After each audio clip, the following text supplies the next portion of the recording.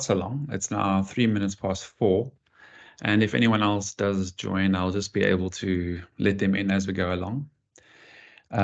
So for those of you who maybe don't know, my name is Brian, and I am a financial planner, and I own Freedom Financial Planning, which I started earlier this year. Thanks very much for attending this session. This is the third session I'm holding. The first one was a general Q&A. The second one was on the same topic, and then this is now a repeat of the same topic as well. So just a few things about this session. Firstly, there is no advice that I can and will give in this kind of format. It's impossible to give advice in this format. So this is just purely educational. It's educational content to help you understand some things a little bit better, and maybe it's applicable to you in your personal lives as well. So as I go along, you are more than welcome to ask any sort of questions at all. You do have control of your microphones. If you can keep yourselves on mute, that'll be awesome. But you do have control of your microphones, so you can maybe chip in and ask a question. You can also react. There's a raise hand icon there you can click on, and you can react and get my attention that way. There's also a Q&A chat box, which I'll actually open now. I forgot to open it, and it's on the side of my screen, so I can see the Q&A there as well. So you have a few options to be able to get my attention. You can ask questions while we're going along if you don't understand anything, or if you want to right at the end, any questions we can ask as well. And as I said, I won't be able to give advice, but I can definitely try and help you understand what we're talking about. And then just for any sort of future topics that you want to discuss, I'm trying to do this monthly. So if I have a monthly session, then every month I can touch on a different topic. So if there are any topics that you want to know more about, any content, you can let me know. Either you can just drop it in the Q&A today, just as like a suggestion, or you can pop me an email. And you got my email address now, and any suggestions, and I'll work on it, and I'll advertise or communicate with you about any future sessions, and then you can tune in if it's something that's relevant to you. Cool. Okay, so I haven't actually done this before on the Teams webinar service. So maybe if one of you can just give it like a thumbs up or something, if you are seeing the presentation that says all about life wrapper investing, then I know you can see it.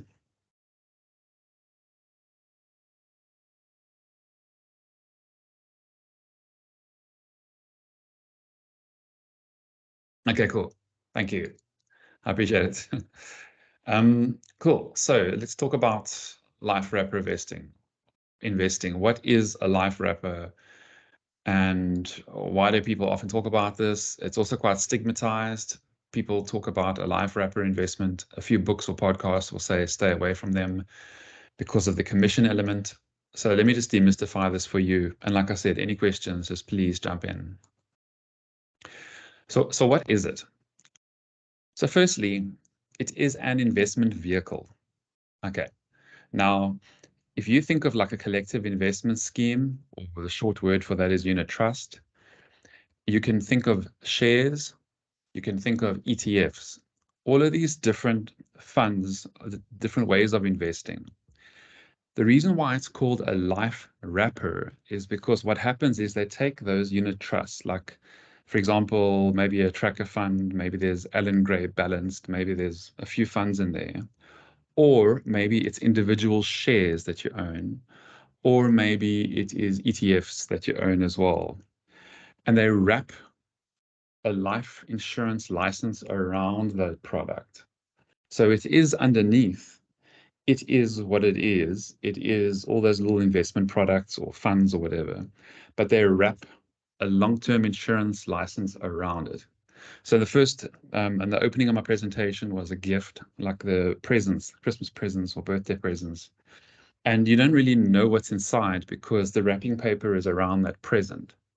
And so how it works within a life wrapped investment, whatever's happening inside almost doesn't matter anymore, because the rules of a long-term insurance policy will pertain to that investment now.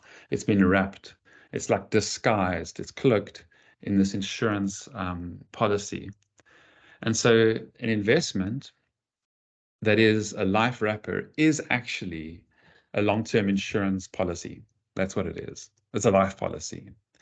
And so it might sound a bit weird to you, but it is no longer playing by the rules of a collective investment scheme or by a share or an ETF. It is playing by the rules of an insurance policy. And so you can see here I mentioned it's governed by the Long-Term Insurance Act.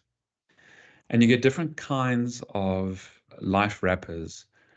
The most well-known ones are an endowment, and another one is called a sinking fund. They are a bit different, but they're mostly similar. They're almost the same, excepting for a few bells and whistles. And so what we'll do is we'll focus on endowments today. So all of the slides that are to follow, all of the discussion is just purely on endowments. And so if I can just reiterate quickly, why do people wrap something in a life insurance license? Well, it changes the nature of the product. It changes the nature of the product, and it now becomes a policy. And investments and insurance are treated very differently for tax reasons and estate planning reasons. So that's what we're going to talk about now, how it is used for investing. You can have a local wrapper or an offshore wrapper.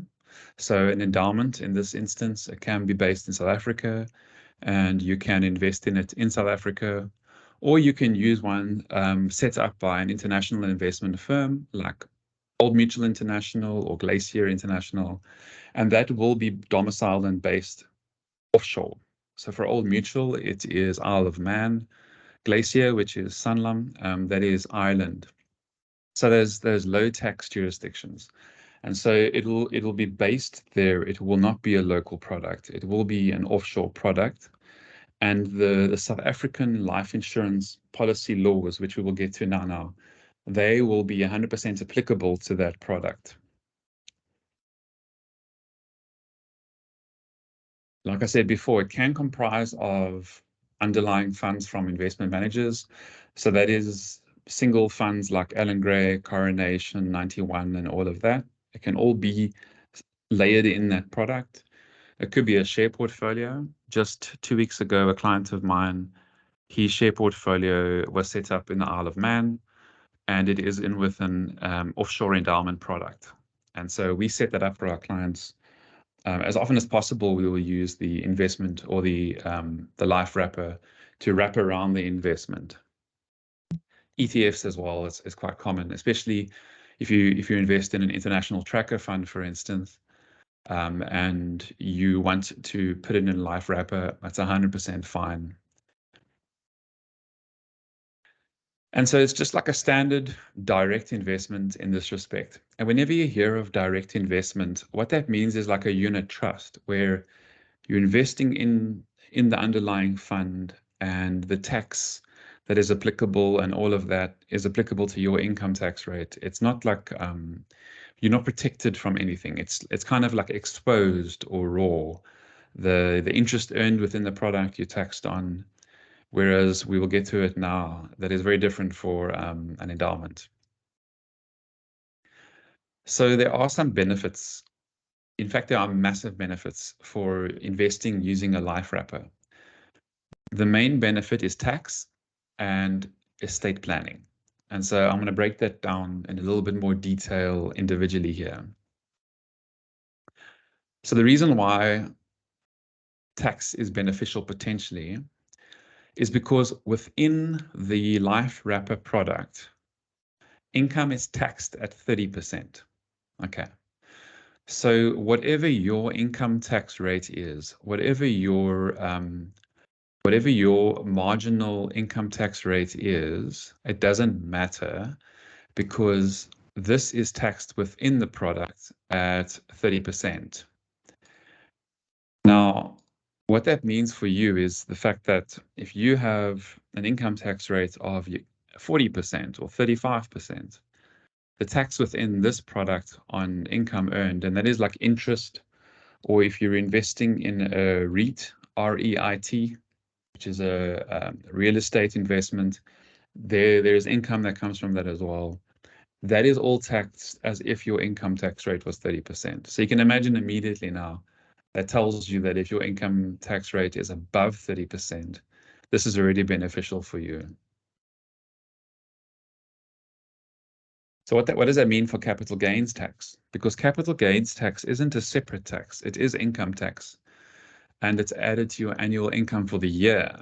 But with capital gains tax, what they do is they'll calculate in a normal perspective. Like for instance, let's just say my marginal tax rate is 40%. How it normally works is, say I made a 100,000 Rand gain on a trade.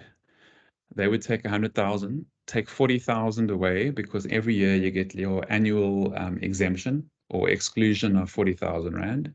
60,000 Rand left. They would only tax me on 40% of that. So 40% of 60,000, they would then add to my income for the year in my assessment, and then my 40% marginal tax rate will be applied. However, in this scenario, what you get is the 30% income tax rate. So 40% of 30% is 12%. And so effectively, all gains are taxed at an effective rate of 12%. And it always comes back to the 30% tax rate. So once again, that's majorly beneficial if your marginal tax rate is above 30%. So not only is it then beneficial for you if your tax rate is above 30%, but also if you are using your annual exemptions or allowances.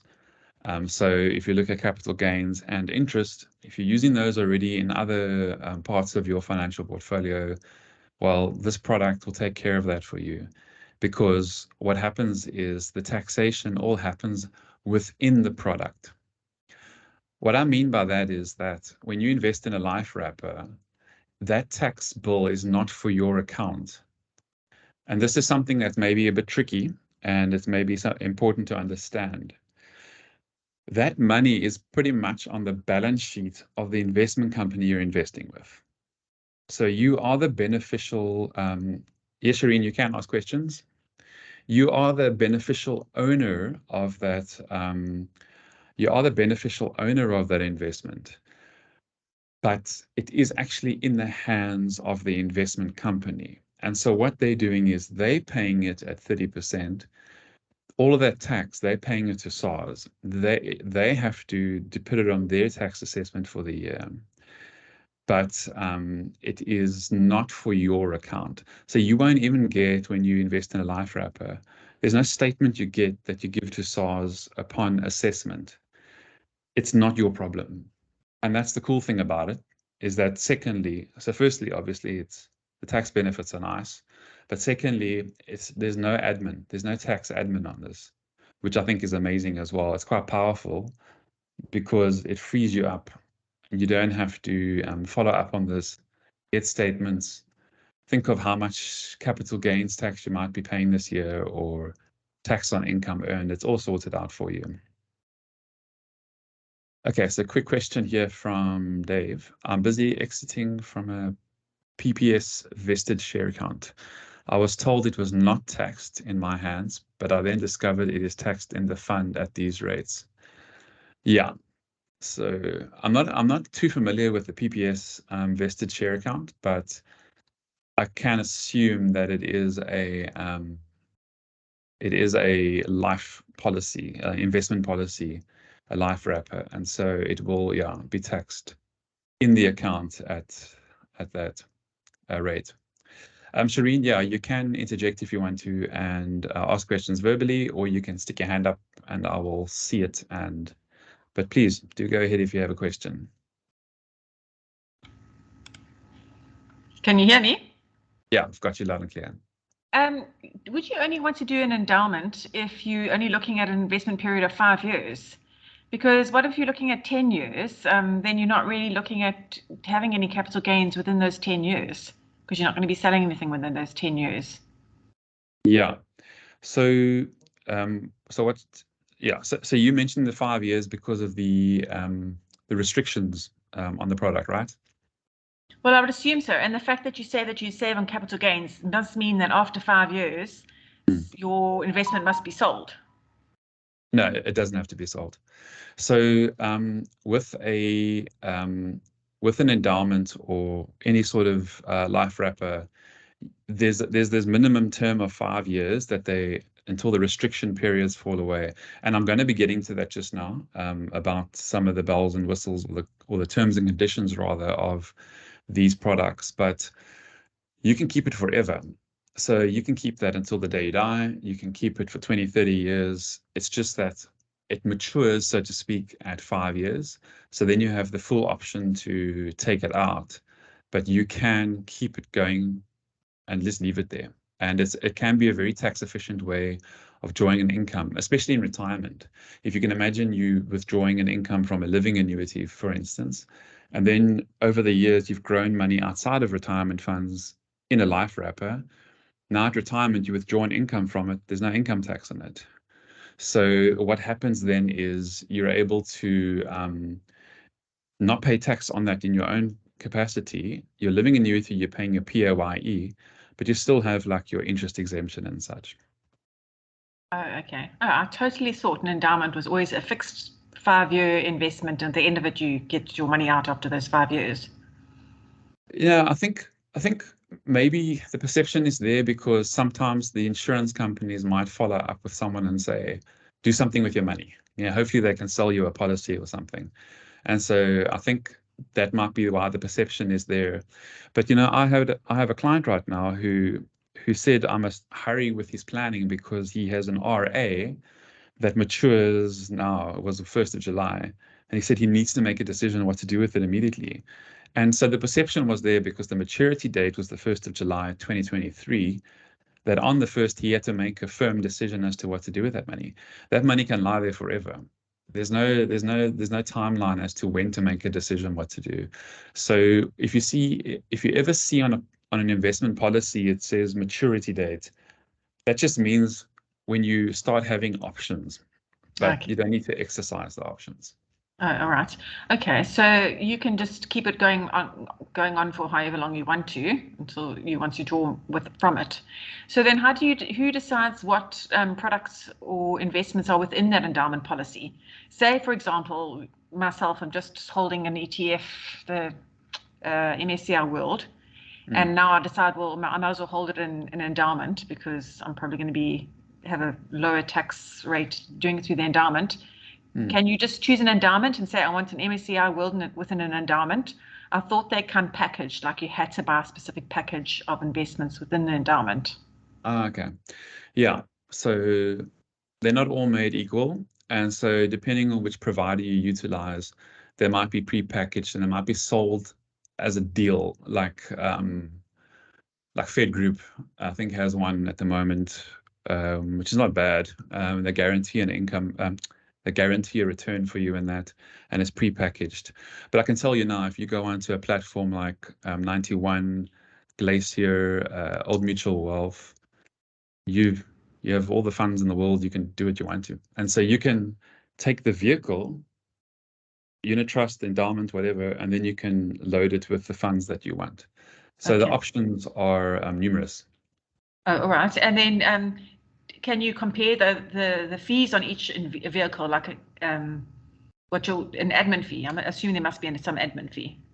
Yeah. So how it works is when you go to the different product providers, you can do quotes online, and then you just compare the admin fees, and you will be able to see um, who's charging what for the various products, and you can compare them.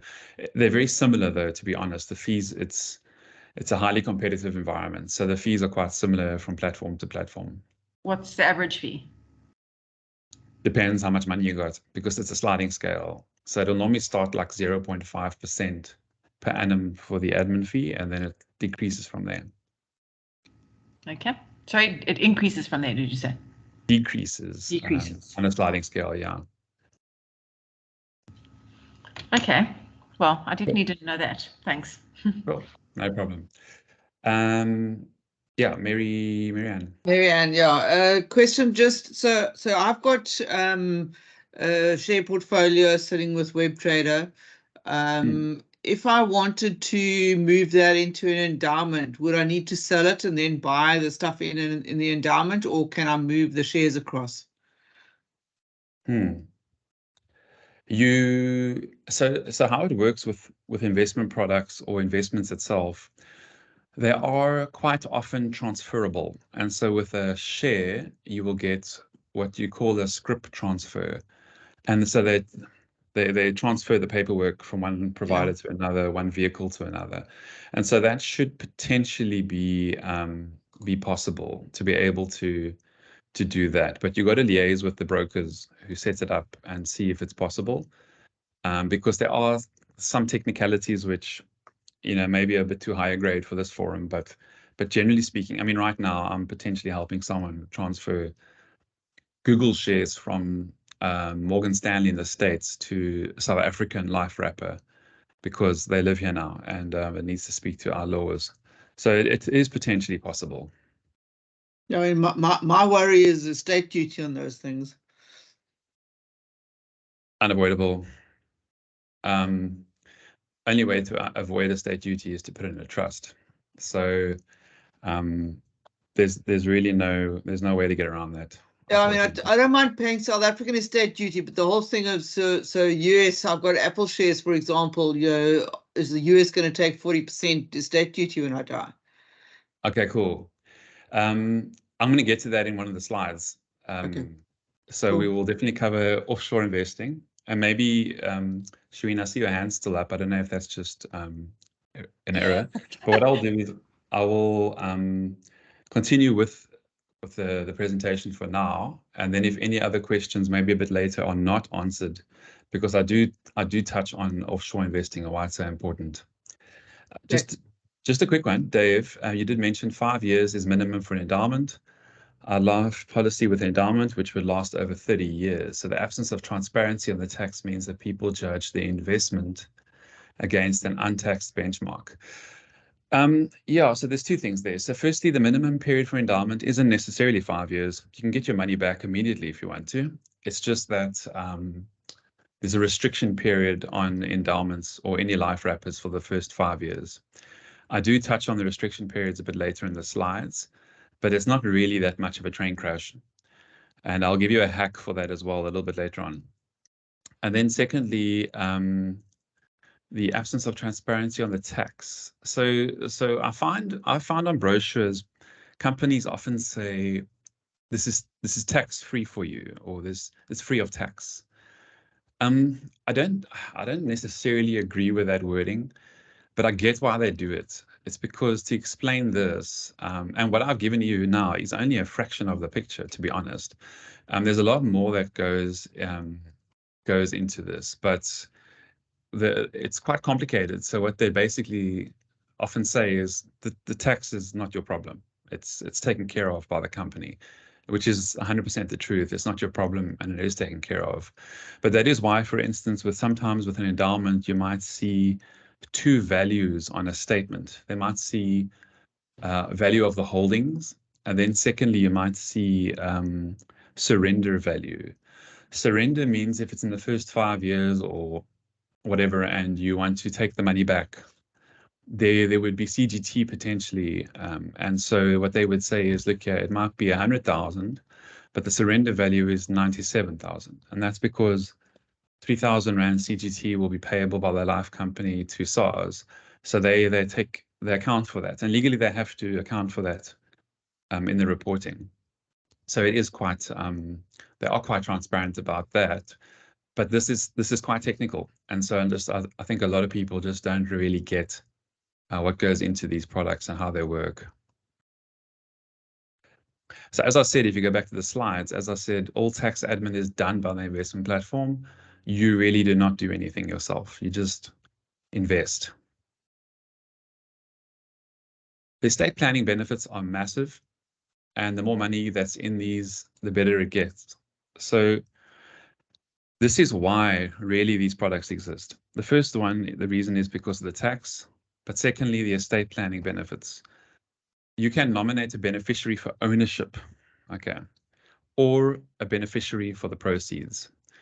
What that means is you can have your shares, for instance, in an endowment, and then you can say, if I die, I want my spouse to be a co-owner, so they would be a beneficiary for ownership.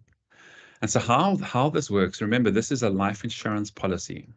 It is an investment, but they wrapped it, they disguised it in a life license. And so now it's play by the rules of a life policy. Now, you know, if you take out a death benefit with Sanlam, for instance, R1 million, you die, it pays out to whoever's name is on the line at the bottom. This is how this works as well. But it's your money. It's your money in there. It's not provided by the life company.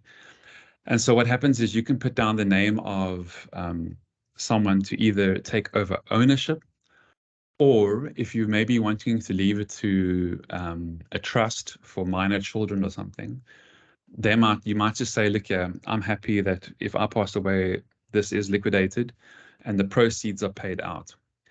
Now, this is a massive estate planning tool in terms of liquidity for couples, especially couples who are married in community or property, where very often the joint estate is frozen upon the death of the first dying spouse.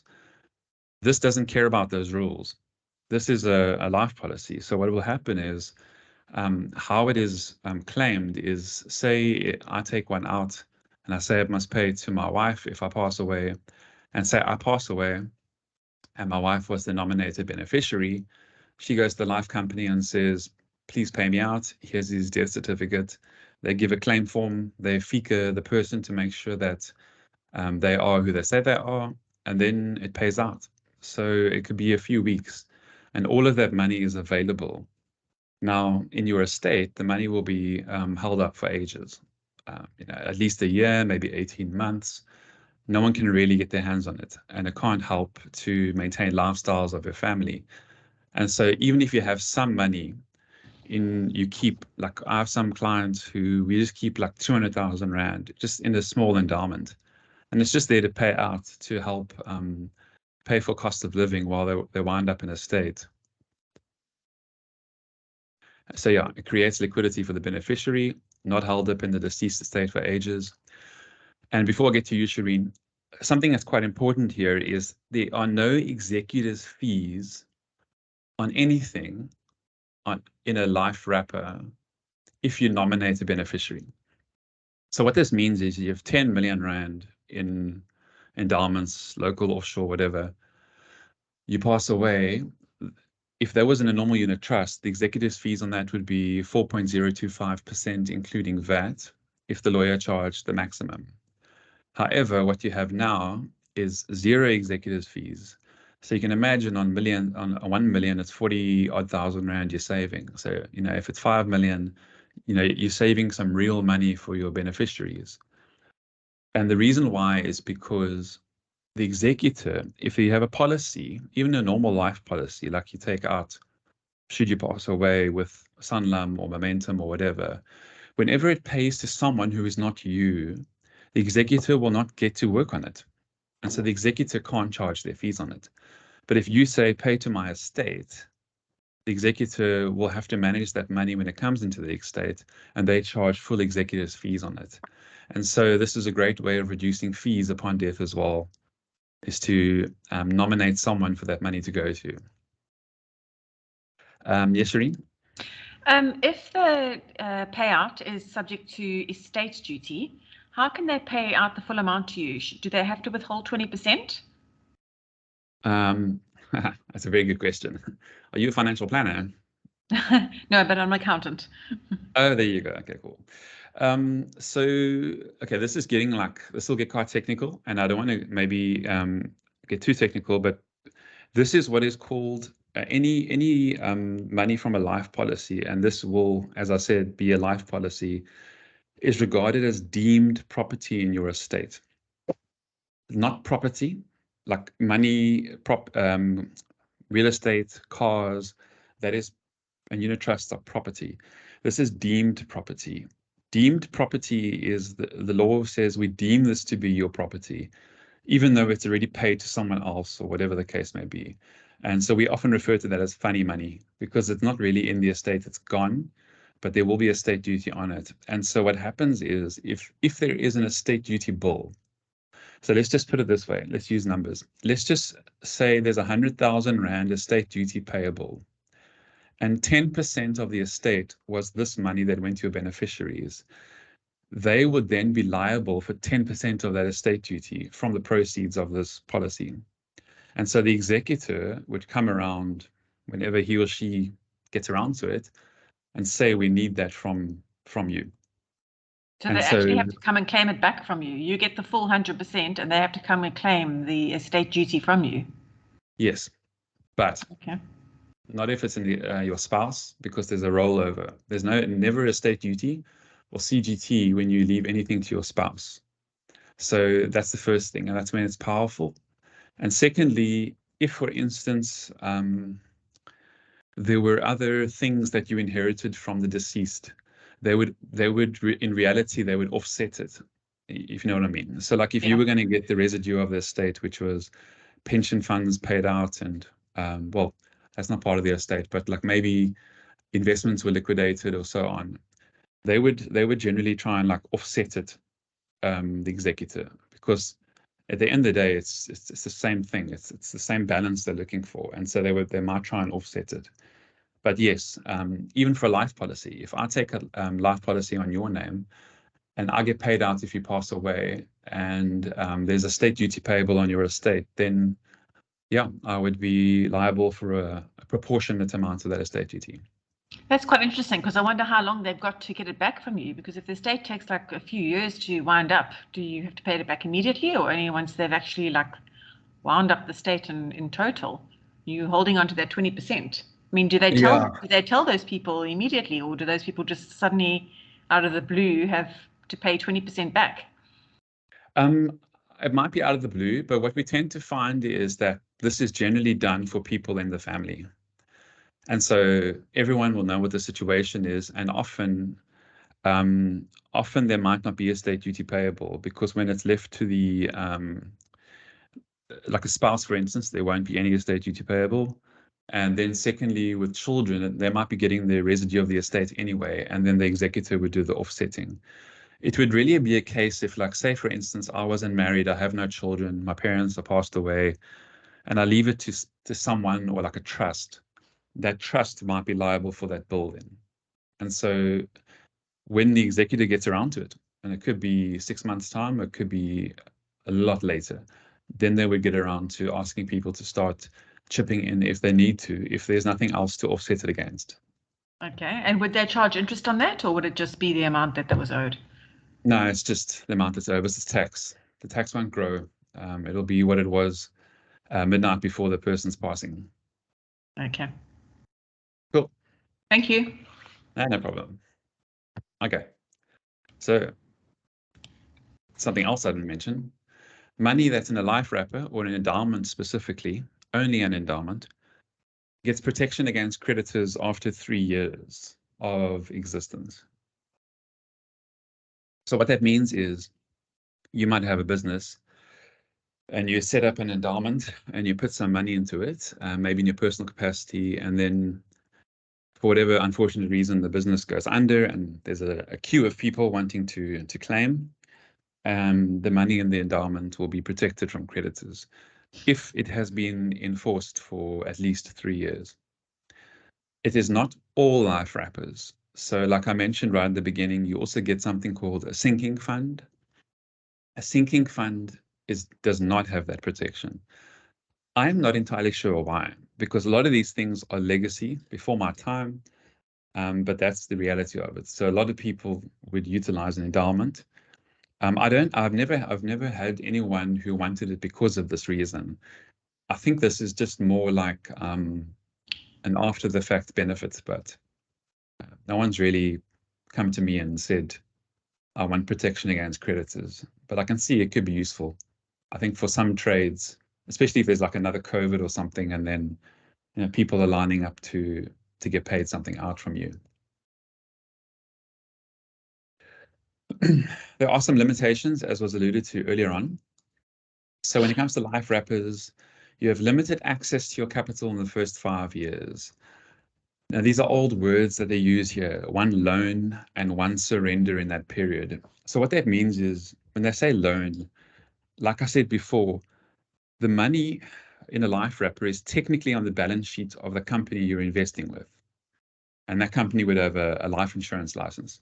And so what will happen is you might say, look, I know I gave you R1,000,000, but it's only been 2 years, but I would like 80,000 Rand. So they're classifying it as a loan, like they're giving it to you. It's yours, but it's classified as a loan for that reason. And you can replenish it and you can make it paid up and then you will be good to go again. And it's like it never happened before. So you do get one bite at that apple and then one surrender. The surrender terminology just means you cash out. So you say, I need the money, I made a mistake, should not have invested. And they all surrender the policy. So this is very much old school insurance terminology. But it is one of the limitations. The good news is that some investment firms actually negate this by opening 99 policies in the background when you open one policy. So that sounds weird, but what happens is you go to a company and you open an endowment, and then you're worried about liquidity in the first 5 years. Some companies actually, if you look from the front, it looks like one endowment, but if you go around the side, there's 99 of them. I don't know if that's in the spirit of the law, but no one seems to care. The regulator doesn't care. And so they get around the limitations or the restrictions within the product by opening a hell of a lot of them just in the background. There's also some restrictions on increases in premiums. So premiums, we would normally refer to an investment as a contribution. So if you contribute 100 Rand a month, that's a contribution, but because this is actually technically a life policy, it's referred to as a premium. And so if you increase your contributions, if you are paying monthly by more than 20% for the next year, then the restriction period, the first 5 years, starts over again. I have absolutely no idea why this exists. This is old legislation. It's not exactly modern, but this is the requirements that they have for you to be able to fulfill the needs of the product. And so if I can give an example, if 2023 I contributed a total of 1,000 Rand to this product, over 12 months, next year I can only contribute 1,200. And so it's at 20%. And if I say, no, I want to increase my contributions by 30%, and I do 1,300, a new restriction period starts from that point onwards for 5 years. Now, I've never seen anyone do this because a lot of times people invest in these products, they just invest like a lump sum. For whatever reason, they have a lump sum and you just invest a lump sum. But I do have some clients who have invested monthly installments. And then we just pre-program an annual increase of like 5 or 6%, normally in line with inflation. And then that you'll be safe. So that's not necessarily a problem, but it's something to be mindful of if you stop and start contributions the whole time. Because if you only contributed, say, 2 installments in 1 year, and next year you wanted to keep going like properly again because your finances are better, you will definitely trigger a new restriction period. And in those instances, it might be better just to open a new product and start from scratch, which is what I would suggest for any of my clients. So in other words, this is really just suited for long-term investing. You don't put parking bay money in here. You don't put anything where you need immediate liquidity. So this is ideal for long-term investing, and the tax benefits speak to that as well. So offshore investing, we touched on this previously. Now, this is the main, I think, thrust of life wrappers and why they're so popular these days. It's because of the benefits of investing offshore. So on the left-hand side here, I've got the endowment. And then on the right-hand side, I've got a direct unit trust. But I mean, you could put anything here, ETF, whatever. And so that we'll compare, firstly, taxation. And the next slide will go into estate planning. So obviously on the, and this is a bit of a rehash of the information I gave earlier on, within the product, CGT is at a flat effective rate of 12%. And that is because the income tax rate within the product that is applied is a flat income tax rate of 30%. It's also taxed within the product and handled by the investment company. So you have no personal liability. It doesn't eat into your annual exemptions for interest or capital gains at all. And all foreign dividends are taxed at a rate of 20% for individuals, and it's net of the tax withheld at source. So dividends withholding tax, the rules are the same within this product as it is here for a unit trust. But the unit trust, your CGT is up to 18%, which is the maximum for South African. So that is effectively, if you have a 45% income tax rate, CGT will be 18%. And your marginal tax rate is applied on any income earned within the product. So you are responsible with a normal direct investment for declaring and reporting and paying all of your tax on your investments. And that's why you get your statements, your IT3, Bs and Cs and all of those interesting forms. Here in the endowment, you got nothing. And so now you must remember, if you invested offshore in an endowment, you're probably investing in a lot of offshore companies, a lot of international companies, and there will be different jurisdictions, tax jurisdictions. And so it can get a bit tedious when you getting all the statements and you're trying to satisfy the authorities to make sure that you've paid the tax. And here you, within the product, within the endowment, is actually all just sorted out for you. On the estate planning side, this is where it becomes massive. And so this is the fundamental reason why, for my clients, we generally just almost default to investing via life wrapper offshore. So if you go direct via unit trust and you invest offshore, so your money is in Guernsey or Isle of Man or Caymans or whatever, that money is left open to potential probate. And probate, what I mean by that is that you will need potentially a foreign executor to wind up that estate that is part of your estate. South African authorities will want to collect estate duty and tax on that. But the challenge is that you're going to have a lawyer on the ground in that country to wind up that part of your estate. So it could be R1 million, and you're going to have to probably pay like a heck of a lot of fees. If it's, for instance, in Ireland, you would have to have like a solicitor, and you'll be paying euro rates for that. Also, with offshore assets, some countries have different laws. They have different inheritance tax laws. Some countries don't care about our tax laws. They might want their pound of flesh. And so you're going to have issues. You're going to have South African authorities trying to speak to authorities there, and it will be via lawyers. It will be probably via the courts. Not that it's necessarily conflict, it's just admin and bureaucracy and red tape. And so lawyers generally have to be employed in the territory where your money is to help your South African executors wrap it up. That's a problem. And it creates massive backlogs and delays in the winding up of the estates, but also unexpected expenses. And so if you had R1 million offshore and you were hoping that your family would be able to inherit that, there might not be a lot of it left by the time it does come back here. Also, some countries have weird laws. They have things like forced heirship. And so what that means is like, I think Portugal is one, or Spain, where if you have money that's residing there in an investment, you might say in your South African will, this goes to my spouse. And they will say, well, that's nice, but our laws are different. Your eldest has to inherit. They must inherit, regardless of your spouse. And so they might force your eldest child, if you have one, to inherit first, and then the rest goes to your spouse.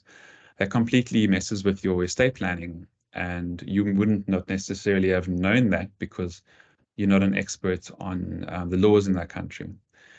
So that can be quite problematic for people who have rather exotic structures. Also, when you have an international investment directly via a unit trust or something, you do need a foreign will. It's not negotiable. You need a foreign will for it. So it's a separate will. It could be drawn up in South Africa, or it could be drawn up in that country by a lawyer in that jurisdiction. That's another charge. The cheapest will that I've seen so far in the UK from a law firm is £400, and they said that is, in their wording, a cut and paste templated will. If you want us to apply our minds, the fee increases. And so that is a problem. If we go to the life wrapper, your beneficiaries for ownership or proceeds are appointed.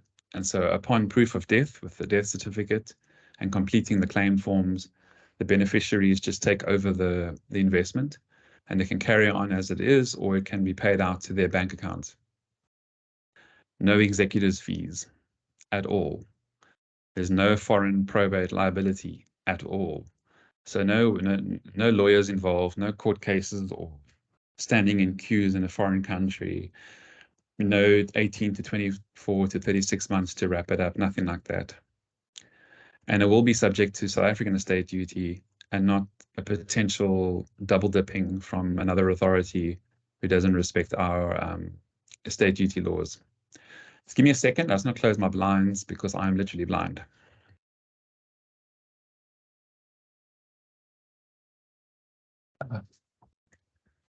Oh, thank you. That's much better. Okay, cool. So I see we have a question here.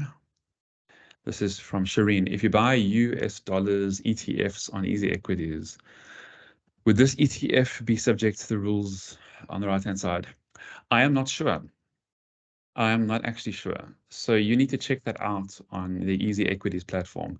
And that goes for anyone here that has a direct investment with any sort of product provider. The reason I say that is because all the product providers have different kind of arrangements to try and get around this disastrous foreign, offshore investment complications. And so there's one provider, for instance, Glacier International. They confirmed with me that their direct offshore unit trust is not beholden, for instance, to probate or situs. Situs means the tax applied in situ, in the place where it is, the country where it is. The reason why is because they actually run it through the local custodian company. And so it's technically domiciled in South Africa, but that money is extremely offshore. But there's all these different funnies that the companies do to try and get around this.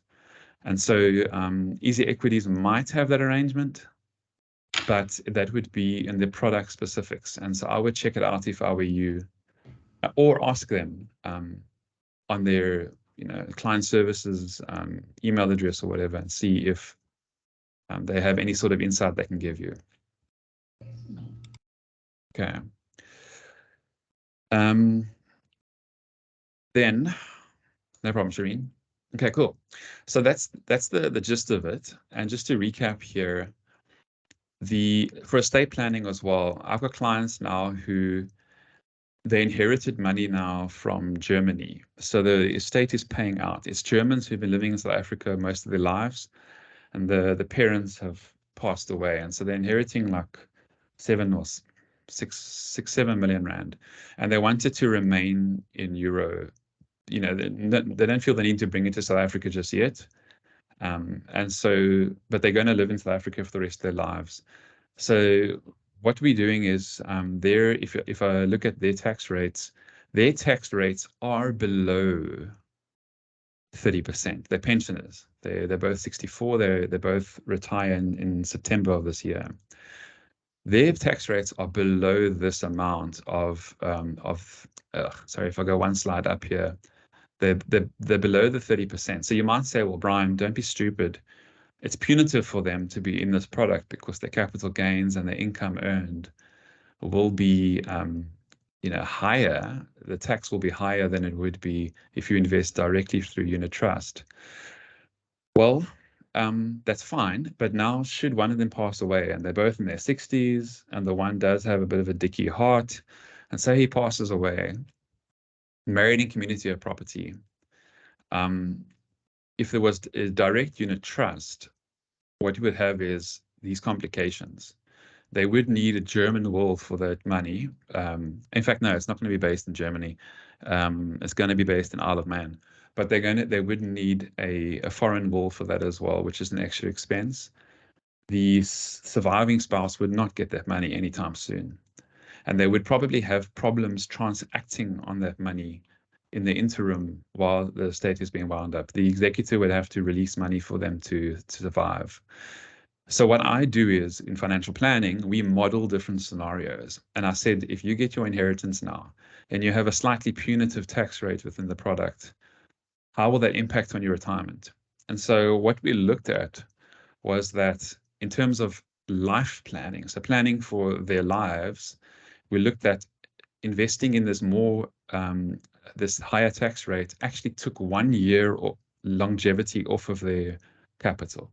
So when the money is projected to run out, like I think it was 90 years old, it would actually run out at 89. So that's 1 year. But if I went to the death planning scenario and I said, how much would have to be paid in executors' fees and all of that, it was chalk and cheese. And so the trade-off that they will have to make is a slightly punitive tax rate, but the benefits for my surviving spouse upon passing potentially far outweigh. And all of the admin rubbish that you're avoiding with this on the right-hand side here, all of that nonsense that you're avoiding by just keeping it clean and neat. It's a trade-off that some people are willing to make. And so we show them and we visualize that for them, and then they can make decisions. And so I wouldn't just say necessarily, my marginal tax rate is below 30%. I should not invest in one of these products. It always comes back to a bigger conversation. What role does this play within your estate? And who needs that money if you're not around anymore? Because that is where it's going to be important to decide what kind of product to invest in. Shireen asks, which endowment policies offer guaranteed returns? Shucks. Okay, so I'm not allowed to legally tell you product providers, generally, because that's, in terms of legislation, that's advice. But what I will do is, any life company out there, you will see they will have products, and I won't mention one. I'll mention several because I don't actually know if they all do this. But if you look at Sanlam, look at Just SA, you look at FinEd Group, you look at Old Mutual, look at Hollard, I think, and all of these different companies, they have life licenses, life insurance licenses, and many of them will offer a product that might say, we give you a guaranteed return. And so what that will be is generally like a fixed interest type of investment. So like a bond, a government bond or something. And then your return will be negative, that less tax. So for instance, if the yield is say 10% on bonds, the tax is 3% within the product. We know 30% within the product. And so you can easily do the math, and that is how they get the guaranteed return. And it doesn't impact on your personal taxes. So there are options out there, but when it's guaranteed, it's generally speaking, it's because they just got an interest-linked type of bond or investment to work with, and they're just taking care of the tax bill for you. And so that might be handy if you've utilized your interest exemption for the year, your 23,800 or 34,500, and so it takes that kind of pressure off of you. You don't have to worry about balancing your taxes at the end of the year. Which endowment policy? Okay, so do they quote the return after the taxes within the fund? I'm not actually sure because I haven't really ever used them for my clients. I haven't found the need to, but I suspect they would, and they would probably say it's free of tax or something like that. And so it wouldn't be something amazing. It'd probably be like 8%. Because on a 5-year bond, if you can imagine what you get and you take 30% off, it's probably going to be like on the interest, that is, it's probably going to be like 8-ish%. But if you have a money market fund of 8.5 or 8.25%, the interest bill can rack up quite quickly. So that's a trade-off you would need to make, and the calculation you need to make. Just quickly about the international investing. When you look at, like, some people will talk about like an offshore trust, for instance, because they want things to be managed effectively and efficiently. This talk is not about offshore trusts, but there seems to be a misunderstanding, and people think that they would like an offshore trust to do exactly what this product is doing. And that is to make sure that your beneficiaries get what you leave for them quickly, to get around needing an executor, to not have something wound up for like 18 months in your deceased estate. That is accomplished by this product, by wrappers, life wrappers. And so an offshore trust is not necessarily always required.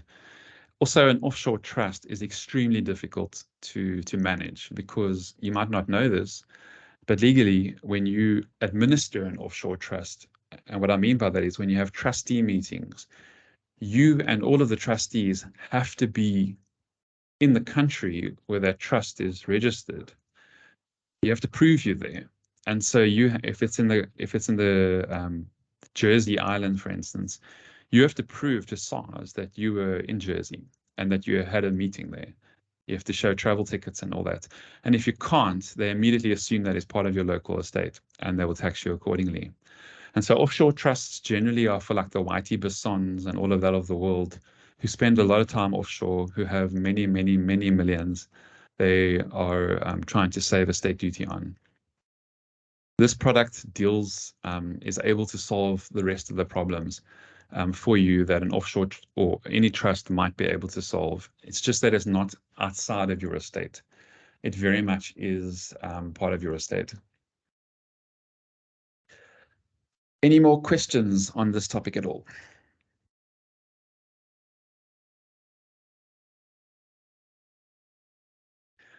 If there are no more questions, you're more than welcome to pop me a mail. You should all have my email address now, with any suggestions for any other topics you really want to discuss in the future.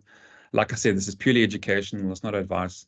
Just trying to make sure that you can make some really informed decisions, and to try and demystify some of the stuff that seems a bit crazy out there in the markets and the financial world. So if there are any suggestions, please do pop me a mail, or you can just, I think, throw it in this chat if you want to. The chat should stay active after the meeting, and I can go in and add them to the list. I will hang around. So if you guys want to log off, please be my guest, but I will hang around for a few minutes and answer any other questions you might have.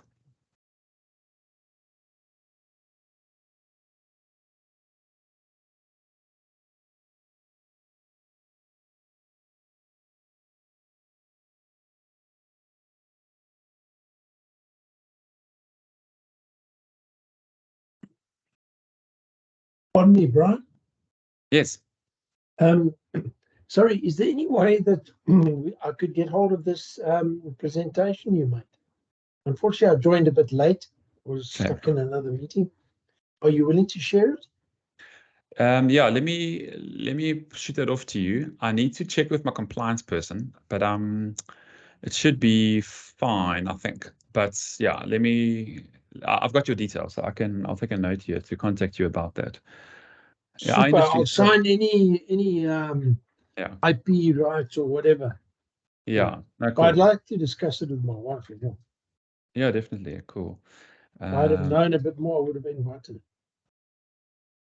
her. Cool, no problem. Thank you very much. Awesome.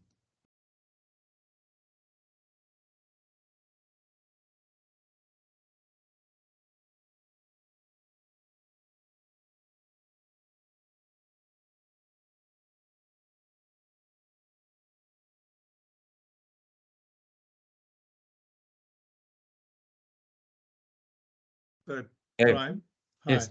Thanks. This was very, very interesting. I must say, I'm not a huge fan of the insurance companies, but as someone else said, this is food for thought.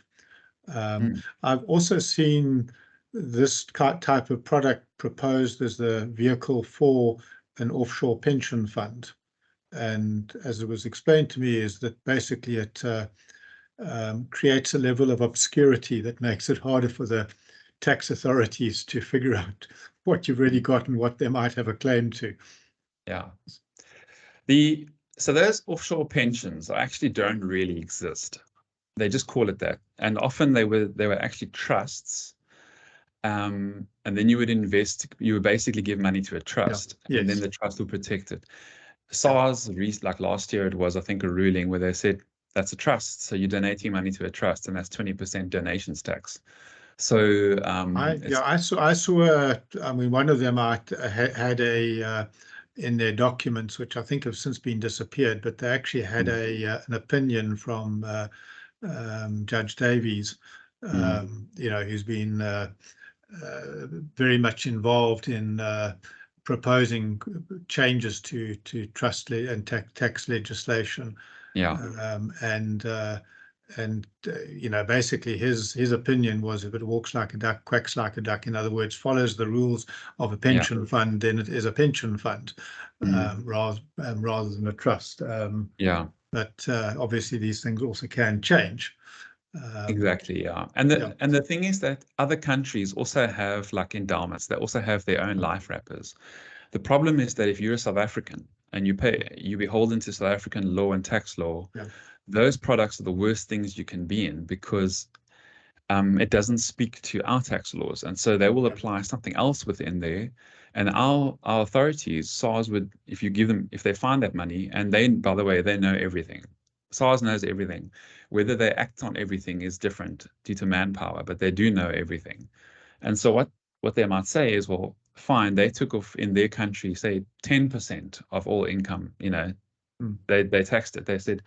They'll say, I don't care. It's not our laws. We want the full tax, and we'll treat it like it's a normal unit trust. And so that is why whenever you invest, you have to invest in a way that is compliant with your own tax residency. And so that is why when you emigrate and you have products like this that are South African, it'll be best to change that and get, like, if you move to Australia, get an Australian one, you know, and speak to a planner there and all that.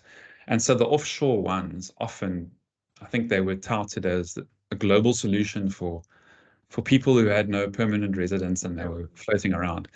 They have to be domiciled somewhere, and they will be beholden to that country's laws. And if you find yourself tax resident, like in South Africa or the USA or something, those authorities won't care about that. They will want the full tax on everything, and then there will definitely be double taxation. So it's extremely tricky, unfortunately.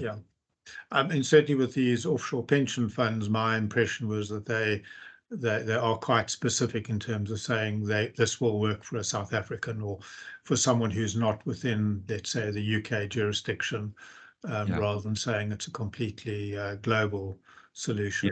And I guess your point is similar to, I've had discussions with people, you know, who are looking at moving offshore and saying, what do I do about my tax-free savings account here in South Africa? And I said, well, in South Africa it's tax-free, but if you relocate to another country, the taxman there will probably say, I don't care about South African tax laws. That's an investment in your name, and you need to declare the proceeds to me. So exactly, does make it complicated. Exactly. But if you mentioned tax freeze, that's actually a good point. Slightly unrelated point, but a lot of tax frees are actually endowments, and I don't know if you're aware of that.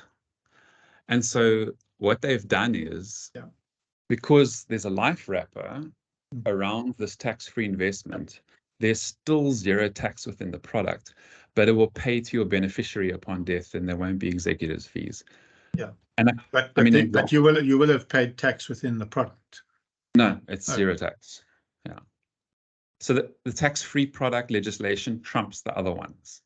And so you can have a tax-free investment, and they wrap it with a life license just so that you get the benefit of it paying out to a loved one if you pass away. And so, I think Signia's one is like that. Alan Gray's one is like that as well. Old Mutual Wealth, a few of them, they have that option. So I wasn't aware of that. I've just got a straightforward tax-free in Standard Bank online share trading, and so it's pure equity portfolio. No, that's cool. So, and not everyone needs it, but some people it's like, say you've accrued 300,000 in there over your lifetime, and then if you pass away, it's handy to that cash to be paid out pretty quickly to a spouse or something.